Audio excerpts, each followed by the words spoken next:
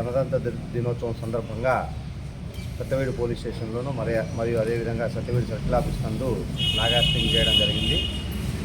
ఈ సందర్భంగా స్టూడెంట్స్ మా సిబ్బందితో చేయడం జరిగింది.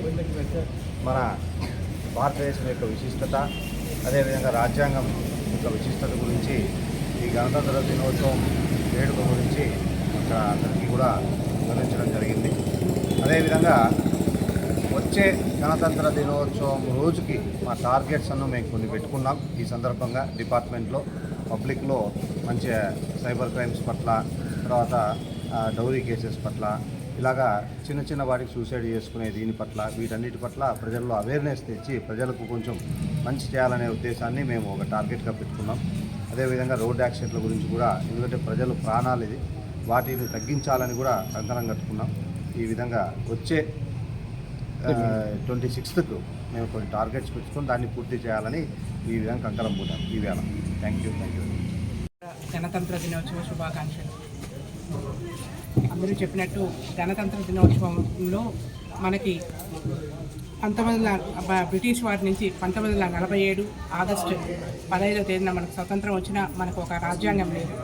ఆ రాజ్యాంగం కోసం మన పెద్దలందరూ డాక్టర్ రాజేంద్ర ప్రసాద్ అధ్యక్షున ఒక ముసాయిదీ కమిటీని ఏర్పాటు చేసి అంబేద్కర్ కమిటీ అధ్యక్షులుగా నియమించి సుమారు 2 సంవత్సరాల 11 నెలలు అన్ని ప్రపంచ దేశాల్లో సవరణలు చేసి మన రాజ్యాంగాల్ని తీసుకురావడం జరిగింది.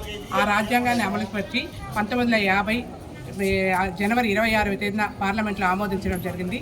మన మొట్టమొదటి ప్రెసిడెంట్ డాక్టర్ రాజేంద్ర ప్రసాద్ గారు ఆ రోజు జెండా ఎగరేయడం జరిగింది. ఆ రోజు నుంచి 76వ గణతంత్ర దినోత్సవాన్ని మనం వేడుకగా జరుపుకుంటున్నాము. అదేవిధంగా మన ఇప్పుడు భారత ప్రభుత్వం వికసిత్ భారత్ అనే నినాదాన్ని తీసుకొని వచ్చింది.